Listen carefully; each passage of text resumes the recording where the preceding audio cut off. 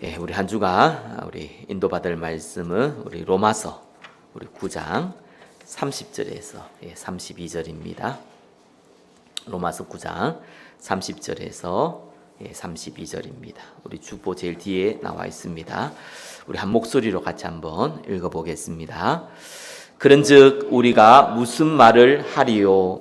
의를 따르지 아니한 이방인들이 의를 얻었으니 곧 믿음에서 난 의요.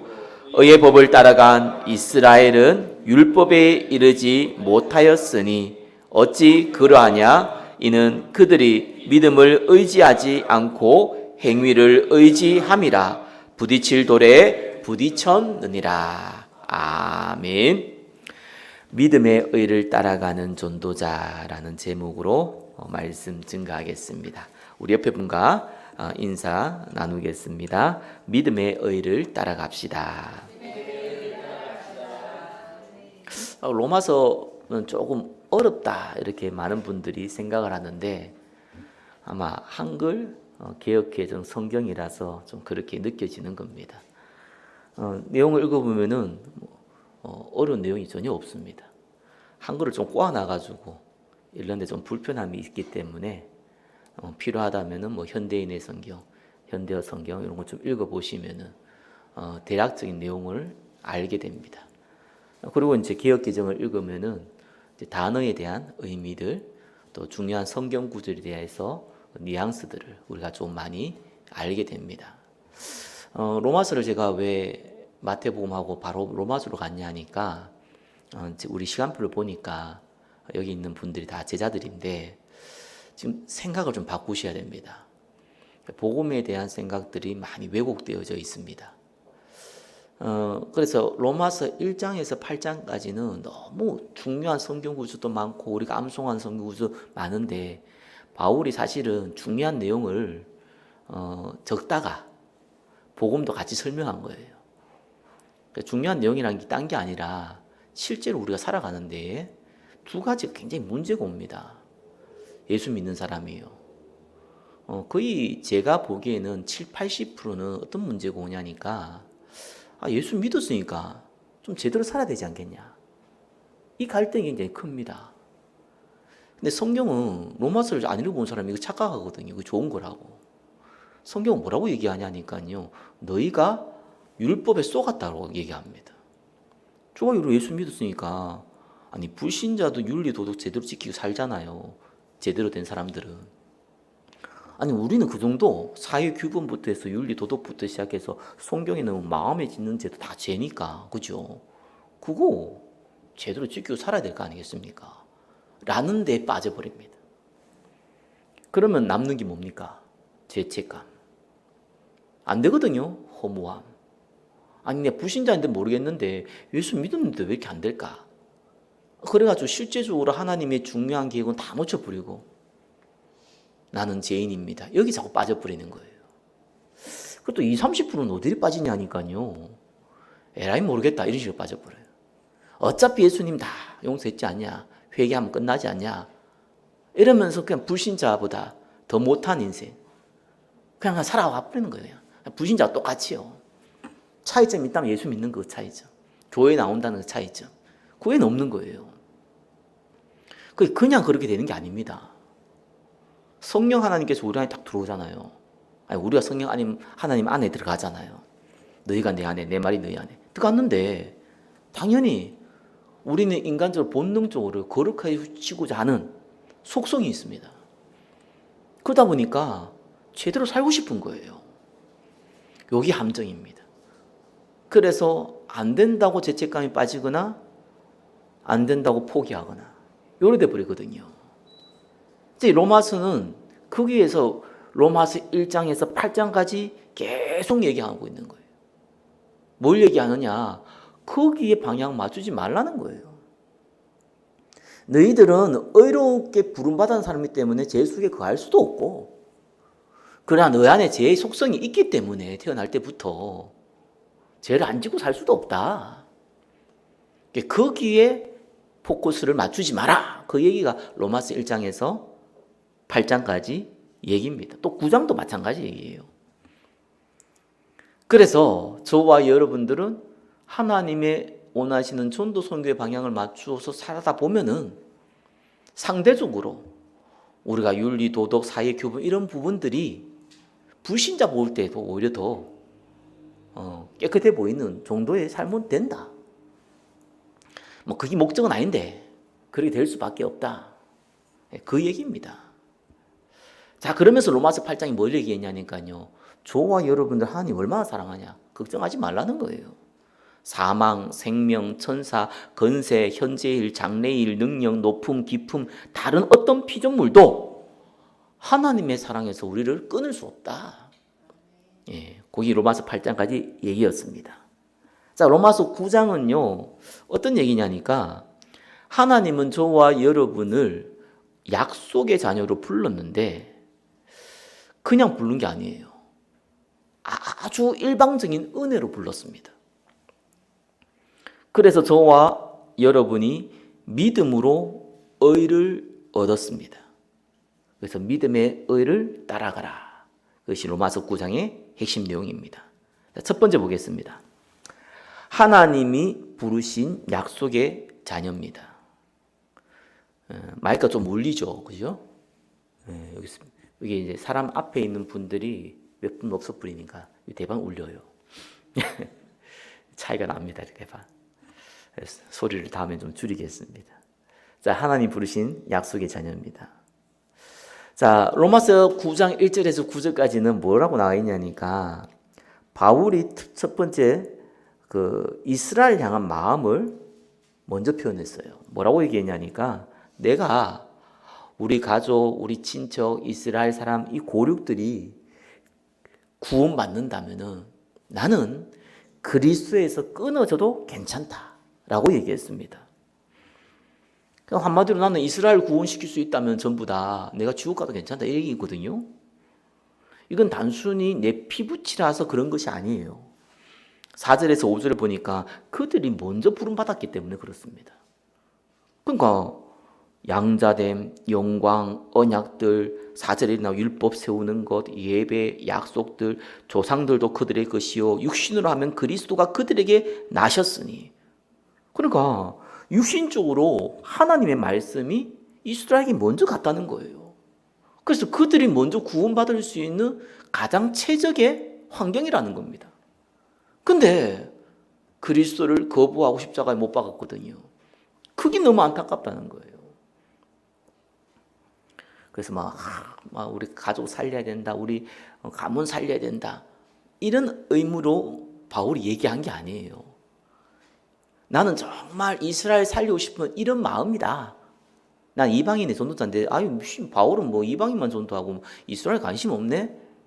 이런 이제 의문들이 자꾸 나오니까 그렇지 않다. 나는 정말 이스라엘 살리기를 원한다.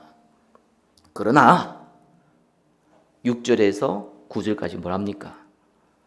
이스라엘이고 다 이스라엘이 아니다 라고 얘기한 겁니다. 7절에 아브라함의 씨가 다 그의 자녀가 아니다. 이삭으로부터 난 자야 내 씨라 불린다. 8절에 중요한 얘기 나오죠. 육신의 자녀가 하나님의 자녀가 아니요 오직 약속의 자녀가 씨로 여기심을 받았느니라. 바울이 나 정말 우리 이스라엘 전도하고 싶어 이 얘기를 하고 싶은 게 아니고요. 지금 나는 그런 마음이 있지만 내가 지금 찾는 사람은 이스라엘도 아니고 어쩌면 이방인도 아니다. 하나님의 약속의 자녀들 찾는 것이다. 그 얘기를 하고 싶은 거예요. 혹시 가정보고마, 가문보고마가 안 됐으면은요, 여러분이 그냥 기도하시면 돼요. 뭘 기도하시면은 성경 약속에 있거든요. 사도행전 16장 31절. 주 예수를 믿으라. 그리하면 너와 내 집이 구원을 얻으리라. 제가 신앙생활 하면서 한 가지 배운 게 있어요. 믿고 구하면 반드시 응답이 와요. 언제 올지는 몰라요. 근데 와요. 그럼 안 믿고 안 구하면 어떡합니까? 몰라. 예를 들면 가정보고마. 뭐 하나님이 하신지 말인지 알아서 해라. 될 수도 있고 안 될 수도 있어요. 내가 그건 잘 모르겠어요. 근데 하나님 약속이 있지 않습니까? 그거 놓고 기도하면요 응답이 와요. 제가 어느 정도냐니까 제가 몇 번 간증했잖아요. 저는 우리 부모님을 보면서 우리 부모님 예수 믿으면은 뭐 난 지옥에 가도 괜찮다 이런 생각은 없었고요. 나는 그런 생각 없었어요. 우리 부모님이 예수 믿어 난 지옥 가도 괜찮다 이런 마음은 별로 없었고요. 우리 부모님이 예수 믿으면 내 손에 장을 진다 이 생각은 있었어요. 왜냐하면 안 믿더라니까요. 한 10년을 설득을 했는데 10년 동안 싸웠으니까 하도 싸우다 보니까 내가 집 나와버리잖아요. 내가 공부하려고 그러다가 생각보다 공부 좀 체질이 있어서 공부 좀 하려고 했다가 아유 못 살겠더라고. 그래서 도망가버려요. 직장생활 시작한 이유가 그것 때문이었어요. 내가 더 이상 집 있으면 싸움밖에 안 나겠다 싶어서 그 도망 나온 게 사실 직장생활이었어요. 이렇게 제가요 하다 보니까 어느 처음에는 그래도 좀 내가 기도하면 되지 않겠냐 뭐 이런 생각하고 막 설득도 하고 막 기도도 하고 하다가 어느 딱 시간표가 되니까요 뭔 생각이 딱 드냐니까 안 되는구나. 아휴 간두자. 뭐 저래 살다 뭐 가시겠지. 내가 할 만큼 다 했다. 이런 생각이 어느 날 들더라고. 이런 불신앙도 들어요. 그래도 한편으로는 하나님이 역사했으면 좋겠다. 기도도 하고요. 또 한편 또 싸우고 나면 에라이 모르겠다. 알아서 하세요. 이런 식으로 왔다 갔다 하면서 어느 날 예수를 믿는데 제가 복음전에서 믿은 게 아니었더라고요. 그래서 제가 너무 신기했어요. 진짜 너무 신기했어요. 왜냐하면은 제가 막 복음전에서 예수 믿고 이런 게 아니라 오늘 보면 교회 가고 다니고 있더라고요. 그래서 내가 그때는 이제 복음전 하니까 영접을 하더라고요. 내가 그거 보면서 하나님이 하시는구나 이런 걸 많이 봤어요. 가정보험만은 뭐 가문보험까지는 내가 잘 모르겠고 가정보험만은 성경에 약속되어 있습니다. 약속 붙잡고 기도하시면은 시간표가 조금 다를 뿐이지 와요. 저 같은 경우는 한 15년 정도 걸렸던 것 같아요. 그러고 나서 이제 다 돌아가셨지만 제가 좀 아쉬웠던 건 우리 아버지는 제 기도 받고 물론 이제 그때 이제 암 때문에 뭐 뇌에 문제 오니까 그때부터는 이제 뭐 혼수상태에 빠졌지만 기도 받고 돌아가셨고요. 저희 어머니 좀 아쉬워요. 그냥 갑자기 화장실 가서 그냥 그대로 그냥 운명하셨어요. 그것도 은행 같더라고요. 아파서 병원 가가지고 뭐 1년, 2년, 뭐 심지어 몇 개월부터 시작해서 1년 있는 거는 굉장히 고생스럽더라고요. 그래서 저희 아버지는 조금 뭐 몇 달 있었어요. 저 어머니는 진짜 TV 보다가 화장실 가고 운명하셨거든요. 그래서 내가 보니까 저는 그런 기도도 나오더라고요. 한 돌아갈 때 갑자기 가게 해주십시오. 이렇게. 야 고생하더라고요. 가족들 고생 많이 해요 보니까. 여담 얘기, 본문 얘기는 딴 얘기했습니다. 아무튼 죄송합니다. 가문보험과 가정보험만은 약속을 붙잡고 기도하시라. 반드시 응답이 온다. 자, 근데 오늘 본문은 재밌는 거는 자, 하나님이 육신의 자녀가 아니라 언약의 자녀, 약속의 자녀로 우리를 부르셨다. 거기 1번 내용입니다. 믿으시기 바랍니다. 저와 여러분들이 예수 믿어서 구원받은 것 같지만 신앙의 경륜이 조금 지나면 느껴지잖아요. 내가 예수 믿어서 구원받은 게 아니라니까요. 하나님 나를 부르셨어. 그게 믿어져요. 나도 그거 한참 있다가 믿어지더라니까요. 아니 내가 예수 믿었지. 내가 교회 나간 거고 내가 예수 믿은 거고 내가 신앙생활 한 거 아니냐 이 생각이 많았거든요. 언제까지? 거의 제가 신학하기 전까지 그 생각은 있었어요. 신학하고 뭐 전사 생활하고 하면서 제가 나도 모르게 받은 은혜가 있어요. 야 하나님이 만세전 나를 부르셨구나. 이런 게 믿어지더라니까요. 자 그러면은 거기에 대한 의문들이 있어요. 거기 2번 내용입니다. 하나님의 일방적 은혜로 부르심. 자 약속의 자녀로 부름받은 저와 여러분이 약속을 잘 믿고 또 약속을 잘 지켜서 부름받았냐? 아니라는 겁니다. 하나님이 일방적으로 우리를 은혜로 부르셨어요. 야곱을 예를 딱 들었어요. 10절에 13절이죠. 리브가가 임신을 했는데 리브가에게 말씀이 임했는데 뭐랍니까? 큰 자가 어린 자를 섬기리라. 그러니까 에서가 첫째잖아요. 쌍둥이긴 하지만 에서가 야곱을 섬기리라 라고 미리 말씀줬어요. 그죠? 그래서 하나님이 야곱은 사랑하고 에서는 미워했다. 이렇게 나옵니다. 그리고 11절에 보면요. 그 자식들이 아직 나지도 않아야 하고, 그러니까 아직 안 태어났어요. 그죠? 또 이 에서가 태어나고 뭐 야곱이 태어나서 에서는 뭐 사냥밖에 몰랐고 하나님을 예배도 안 드리고 야곱은 맨날 예배 드리고 이런 것이 일어나지도 않았다는 거예요. 아예. 뱃속에 누구 무슨 야곱은 잘 믿었고 에서는 안 믿었고 그런 게 어딨어요. 아직 태어나지도 않았는데. 근데 택하심을 따라되는 하나님의 뜻이 행위로 말미암지 않고 오직 부르시는 이로 말미암아 서게 하려 하사. 그렇죠. 미리 택해버린 거예요. 야곱은 택하고 에서는 안 택한 거예요. 자, 그러면 어떤 질문 생깁니까? 하나님이 우리를 약속의 자녀로 불렀다. 이까지는 좋은데 아니 야곱은 택하고 말이야. 에서는 안 택했다. 그래서 질문이 나오죠. 14절에 우리가 무슨 말을 하리요? 하나님께 불의가 있느냐?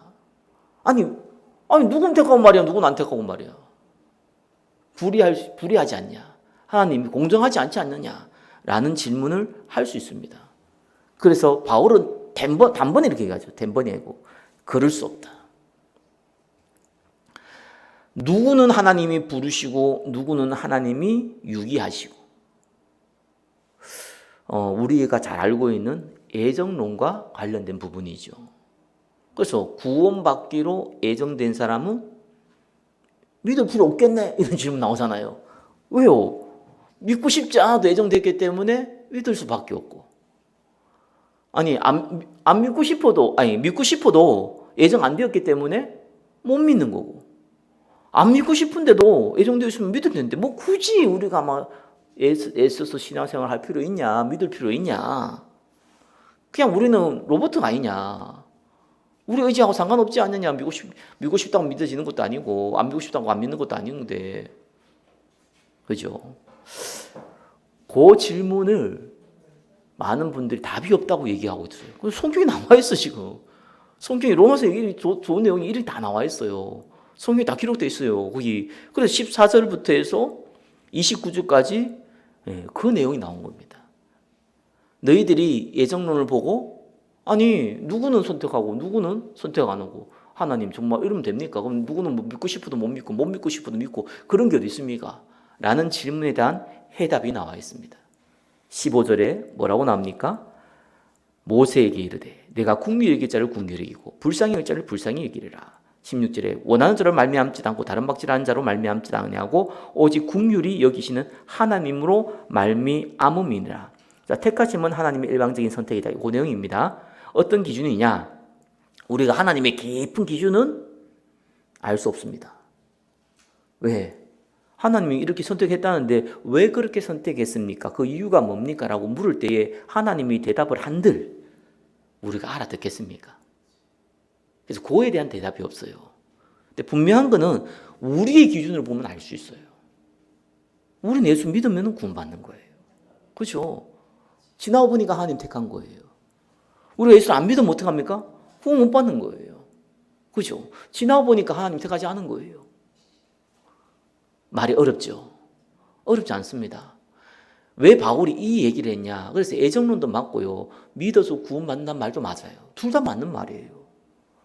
거기 패러독스처럼 뭔가 어폐가 있다 생각하는데 안 그렇습니다. 같은 말이에요. 우리 수준은 이해하기 어려워요. 근데 분명한 건 믿으면 구원받는 거예요.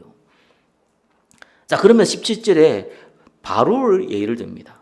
너로 말미암아 내 능력을 보이려고 내 이름이 온 땅에 전파되게 하려 함이라. 왜요? 바로를 완악하게 해가지고 하나님이 10가지 기적을 일으키잖아요.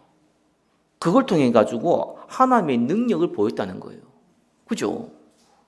그래서 18절에 하고자 하시는 자를 긍휼히 여기고 하고자 하는 자를 완악하게 한다. 자, 완악하게 되고 어떤 사람은 순수하게 예수 믿게 되고요. 어떤 사람은 끝까지 부인하고요. 그것도 하나님이 허락하신 것이다. 19절에 혹 내가 말하기를 그러면 하나님이 어찌하여 허물하시느냐? 누가 그 떡을 대적하냐? 앞에 질문과 똑같죠? 아니 그러면은 무슨 누가 어떻게 예수 믿고 안 믿고 할 수 있냐? 하나님 마음대로 하는데 여기 이제 사람의 머리로 이해할 수 없는 부분입니다. 근데 20절에 먼저 이 얘기예요. 이제 여기서부터 해답을 주는 거예요. 네가 누군데 감히 하나님께 반문하냐? 지음을 받은 물건이 지은 자에게 어찌 나를 이같이 만들었다 말하겠느냐? 그러면서 21절에 토기장의 비유 나오죠? 토기장인가 필요에 따라서 귀 있을 끌어, 천 있을 끌어 만드는 권한이 없냐? 자, 첫 번째 저와 여러분 해답을 갖고 있어야 되는 것이요. 하나님은 창조자예요. 우리는 피조물입니다. 고기 전제 조건이에요.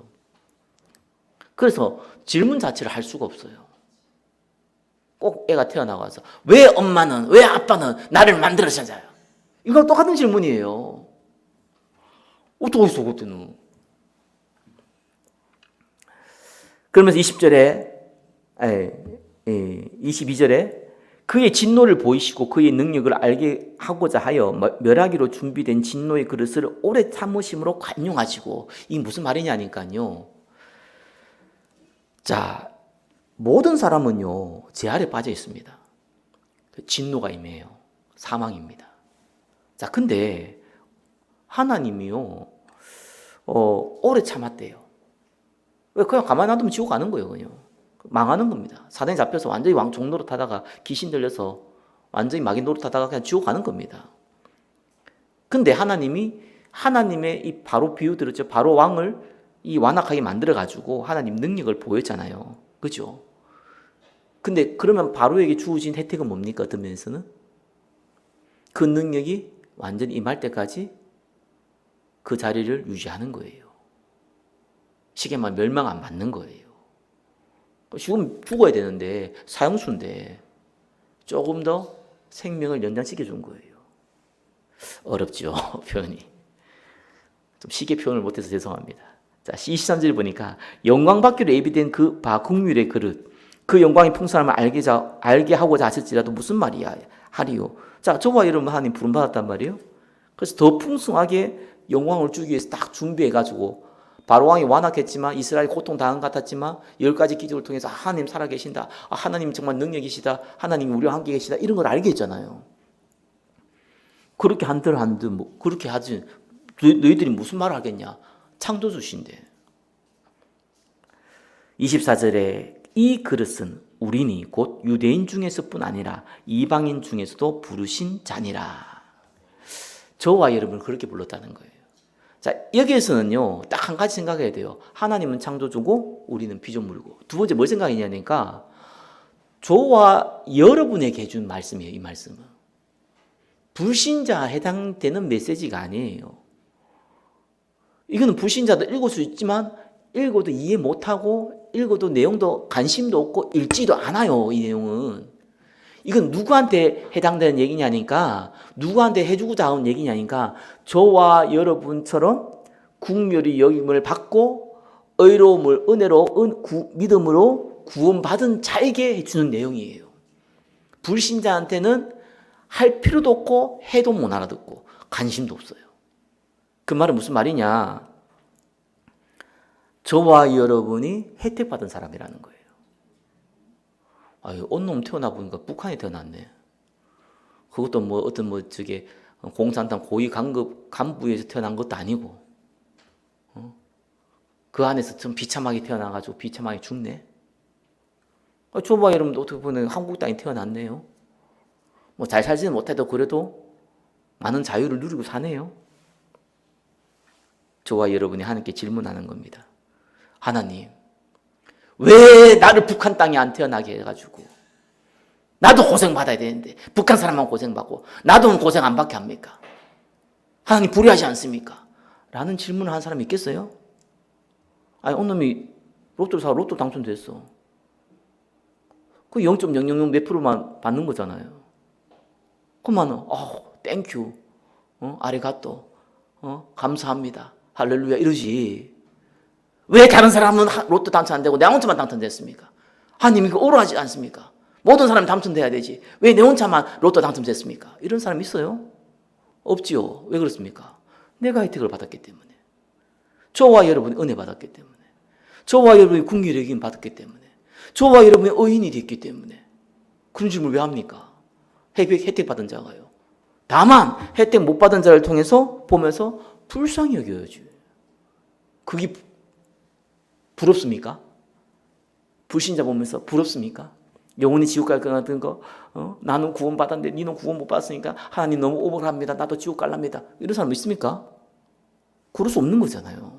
그 얘기입니다. 하나님은 창조주고 저와 여러분 피조물이고 동시에 저와 여러분에게 주신 말씀이라는 거. 그겁니다.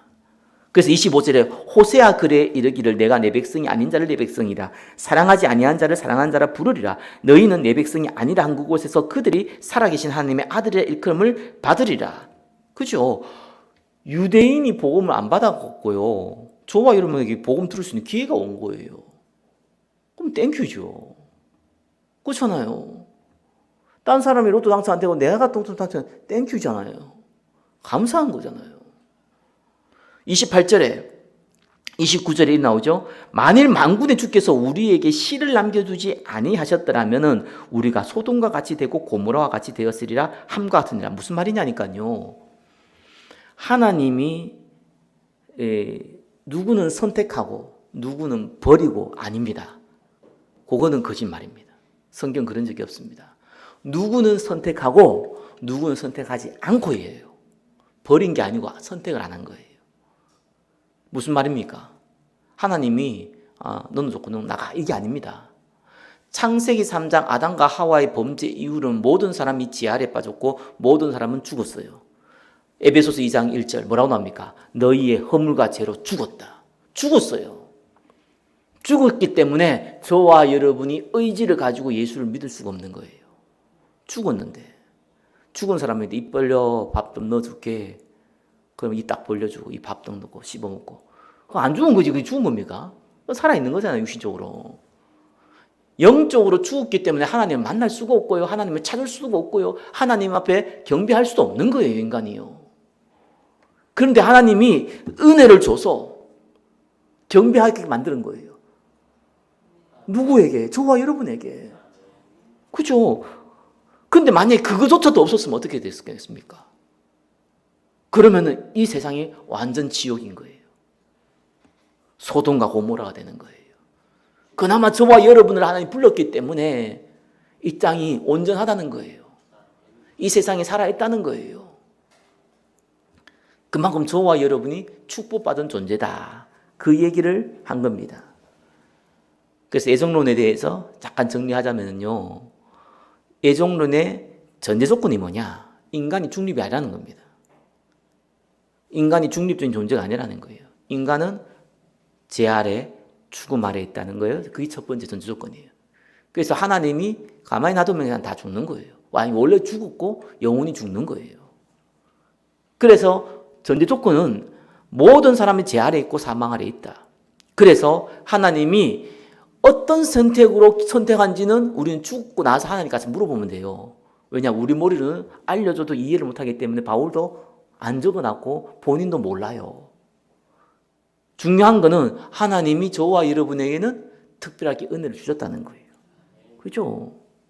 그래서 우리를 택했다는 겁니다. 애정론은 구원받은 사람에게 주는 메시지예요. 자, 왜 바울이 이 얘기를 했겠습니까? 하나님의 큰 원리를 먼저 크게 이해하는 거 원리를 먼저 봐야 돼요. 그거를 100% 이해한다는 것은 불가능한 거지만 저와 여러분이 예수 믿어서 구원받다라고 접근해버리면은 나중에 나이가 들어가 치매 걸리고 아니고 걸릴 수 있잖아요. 요즘 오래 살아서 기침에 걸린다 하더라고요. 치매 걸리면 어떡합니까? 예수가 누구야? 난 몰라. 예수 부인했네. 지옥 가야지. 그거 아닙니까? 저와 여러분들 화장실 들어갈 때 다르고 나올 때 달라요. 그렇죠? 하루에 수십 번 바뀌는 게 인간의 마음이에요. 그렇죠? 그래서 천국 같아 예수님이 하나님이 생명책에 성대의 길 적었는데 으이씨 화장실이 다르네. 삭제하세요. 나올 때 또 고백하네. 에이씨 나 화이트래. 성대기 적었어. 이 또 다르네. 숨 한 번을 왔다 갔다 해야 돼요. 그러다 죽을 때 하필 또 뭐 재수 없게 뭐 이렇게 아이씨 하나님 우리 하나님 계시면 이럴 수 있어요. 이러다가 꽤 죽었네. 고전까지 1초 전까지는 천국이었는데 어쩔 수 없다. 넌 지옥. 말이 됩니까? 그죠? 그걸 얘기하고 있는 것이 개털리기예요. 그래서 연옥을 얘기한 거예요. 죽기 전에 딱 100% 회개하고 가야 되거든요. 못한 거 가잖아. 누가 죽기 전에 딱 회개하고 갑니까? 교통사고 죽으면 어떡하고, 그죠? 조그만 죄를 짓고 교통사고 나고 죽었다. 그럼 어떡합니까? 죄가 있잖아. 어디 가야 됩니까? 연호. 여기 캐톨릭 사상입니다. 그래서 바울이 이 얘기를 먼저 얘기한 거예요. 그러면서요, 30절에 나옵니다. 인간의 간증을 보면 쉽게 이해되죠. 그런즉 우리가 무슨 말을 하리요? 의를 따르지 아니한 이방인들이 의를 얻었으니 곧 믿음에서 난 의요. 네, 믿음은 의를 이루고 구원받는 말이죠. 31절에 오늘 읽었던 본문입니다. 의의 법을 따라간 이스라엘은 율법을 이루지 못하였으니 어찌 그러하냐? 이는 그들이 믿음을 의지 않고 행위를 의지함이라. 부딪힐 돌에 부딪혔느니라. 기록된 바 보라, 내가 걸림돌과 거치는 바위를 시온에 두노니 그를 믿는 자는 부끄러움을 당하지 아니하리라 함과 같으니라. 자, 믿으면 의를 이루고 믿지 아니하면 넘어지는 거예요. 거기 저와 여러분이 신앙생활의 사실적인 부분입니다. 고전은 개념적인 이해예요. 이걸 몰라버리면, 앞에 개념적인 걸 이해를 못해버리면 구원이 왔다 갔다 한다니까요. 그죠? 내가 마귀장에 됐다가 하나님 저한테 왔다 갔다 한다는 말이에요. 그래서 바울이 너희를 부르는 건 하나님의 절대 주권 가운데 불렀기 때문에 변하지 않아. 그러면서 뭘 얘기했냐? 이방인이 믿어서 구원받은 거 아니냐? 이스라엘은 율법을 따라가가지고 구원 못 받은 거 아니냐? 그 결론을 낸 겁니다. 그래서 우리 보고 뭐 하라고요? 믿음의 의를 따라가라. 말씀을 맺겠습니다. 로마서 1장에서 로마서 9장까지는 바울이 계속 강조한 게 있죠. 뭐라고요? 죄악에 빠져서 죄를 즐기지 말라. 반대로 행위를 통하여서 어려워지려고 하지 말라. 이러면 둘 다 심각한 문제가 온다. 하나님과 영적 소통이 막혀지고 영적 문제가 본격적으로 온다. 자, 우리는 하나님의 자녀니까 뭐에 방향을 맞추라고요? 생명 살리는데 방향을 맞추라. 그 방법이 뭡니까? 순종하라. 그 방법이 뭡니까? 하나님의 성령의 인도받아라. 그 방법이 뭡니까? 믿음의 의를 따라가라. 한 주간 저와 여러분들이 전도 선교를 향한 믿음의 의를 따라가는 응답을 누리시기를 예수 그리스도의 이름으로 축원합니다. 기도하겠습니다. 믿음의 의를 따라가는 전도자들이 되게 하옵소서. 예수 그리스도 이름으로 기도드립니다. 아멘.